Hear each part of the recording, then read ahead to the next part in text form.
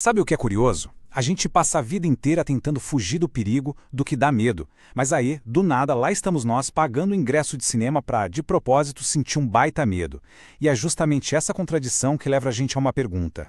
Pois é, por que o medo pode ser divertido?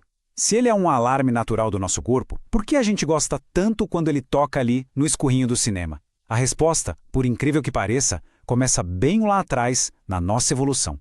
Imagina só os nossos ancestrais. Para eles, o medo não era uma escolha, né? Era o que mantinha eles vivos. Era questão de sobrevivência. Esse instinto é uma herança evolutiva, um mecanismo que prepara o nosso corpo para duas reações básicas diante de uma ameaça. Ou a gente luta, ou a gente foge. E aí a gente volta para o grande paradoxo. Se o nosso instinto mais básico é nos manter seguros, por que raios a gente paga para ativar esse alarme todo? Olha, a chave para desvendar esse mistério está no jeito que o nosso cérebro consegue diferenciar os tipos de ameaça.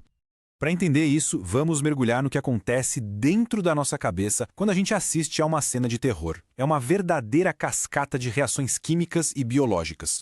Tudo começa bem aqui, ó, na amígdala, que é tipo o nosso detector de perigos. O mais interessante sobre ela é que ela é meio primitiva, ela não sabe diferenciar muito bem um monstro de verdade de um monstro na tela do cinema. Para a amígdala, perigo é perigo, e ela vai soar o alarme do mesmo jeito. E quando esse alarme cerebral dispara, é uma reação em cadeia, sabe? A amígdala manda um sinal de emergência que inunda o nosso corpo com hormônios como adrenalina e cortisol. Em questão de segundos, a gente entra no modo luta ou fuga, prontos para qualquer coisa, mesmo que essa qualquer coisa seja só um susto no filme. E como é que a gente sente isso na pele? Bom, o coração dispara, a pressão sobe, as pupilas dilatam para a gente enxergar melhor e o sangue vai todo para os músculos. E aquele famoso frio na barriga é o sistema digestivo diminuindo a atividade para economizar energia. O nosso corpo está literalmente se preparando para uma batalha. Tá, tudo isso parece bem estressante. Então, onde é que entra a parte divertida? A mágica toda acontece porque, no fundo, o nosso cérebro sabe a diferença crucial entre um susto no cinema e um susto na vida real. Pensa bem, uma ameaça de verdade é puro estresse, zero controle. Mas no cinema, a parte racional do nosso cérebro está no comando. Ela sabe que a gente está seguro na poltrona, comendo pipoca. E essa percepção de segurança, por menor que pareça, é o que muda completamente o jogo. É aí que a química do prazer entra em cena. Assim que o susto passa, o cérebro racional fala, viu só, tá tudo bem. E como uma recompensa por ter sobrevivido a esse perigo, ele libera a dopamina. É justamente esse coquetel de adrenalina do susto com a dopamina do alívio que cria aquela onda de euforia. Alguns cientistas da Universidade de Aarhus, lá na Dinamarca, chamam isso de medo recreativo.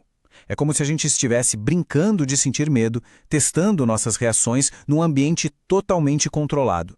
É uma forma de aprender sobre nós mesmos sem correr nenhum risco de verdade. Mas a biologia é só uma parte da história. Para a gente entender de verdade essa paixão pelo terror, a gente precisa olhar para a psicologia por trás do susto. Algo que fascina a humanidade há séculos. E olha, isso não é de hoje não. O cinema de terror praticamente nasceu junto com o cinema, desde os primeiros experimentos lá no século XIX, passando pelos monstros clássicos, pelos assassinos mascarados dos anos 80, até chegar no terror social de hoje em dia, a gente sempre usou o macabro para explorar nossos medos coletivos. Então, o que faz a gente voltar para mais? Os motivos são muitos. Algumas pessoas buscam uma espécie de limpeza emocional, sabe? Uma catarse. Outras são movidas pela pura curiosidade sobre o lado mais sombrio da natureza humana. E claro, tem a turma que só quer aquela descarga de adrenalina. Mas o terror moderno vai além, muitas vezes servindo como um espelho para as nossas maiores ansiedades como sociedade.